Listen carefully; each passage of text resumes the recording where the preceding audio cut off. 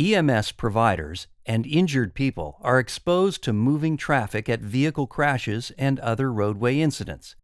Knowing where and how to park an ambulance based on conditions observed upon arrival at the scene helps protect everyone.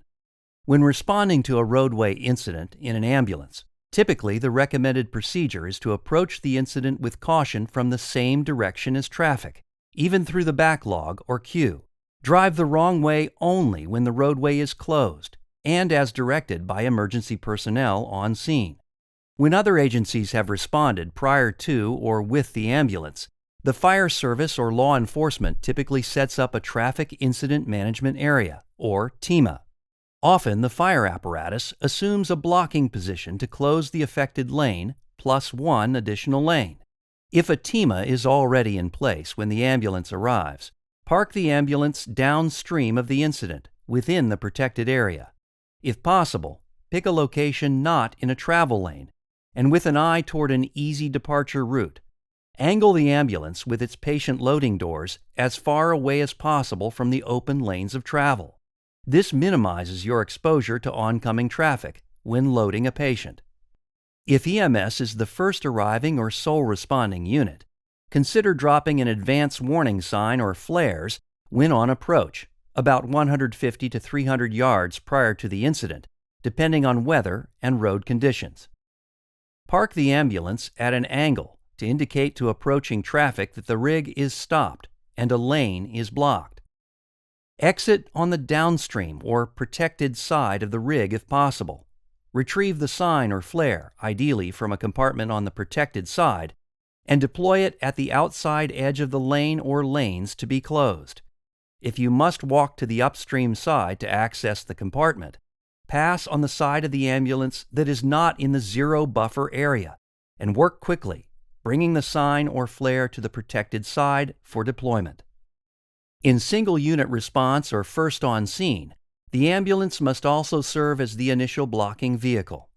Blocking and traffic control provide a safer work area on the roadway for both EMS providers and their patients. If the ambulance is equipped with MUTCD-compliant traffic cones, next angle the ambulance across the lane to be closed, approximately 150 feet upstream of the incident, based on roadway topography and traffic speeds. Exit the vehicle on the protected side. Retrieve the cones from their compartment, ideally on the protected side as well, and set a cone taper. Again, if you must walk around the ambulance to the upstream side to access the compartment, avoid the zero buffer area and work quickly, bringing the cones to the protected side for deployment. Next, reboard the ambulance and proceed to position it on an angle upstream of the incident work area.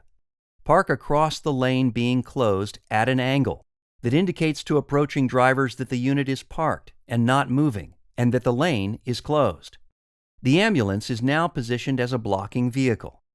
If additional cones are available, place them on the lane line of the closed lane along the side of the incident vehicles, again working on the protected side, and then proceed with patient care. If no traffic control devices are available on the ambulance, upon arrival, proceed directly to the blocking position previously described. If it is a single unit response, contact dispatch to request an additional larger and heavier emergency vehicle for blocking assistance. When this blocking vehicle takes its position, the ambulance can be moved downstream of the incident and parked with the patient loading doors angled away from traffic. Do not work on the side of the ambulance exposed to moving traffic whenever possible. Work in the protected area on the downstream side of the ambulance. Load patients quickly, especially if the doors are exposed to traffic. Consider repositioning the ambulance for patient loading if another blocking vehicle is not in position to protect the loading area. Ambulances also park on roadways when delivering service to patients in structures and locations off the road.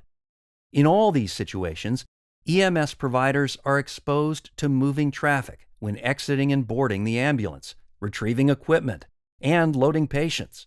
Thus, positioning according to the principles previously discussed protects responder access to the vehicle, equipment, and patient loading doors.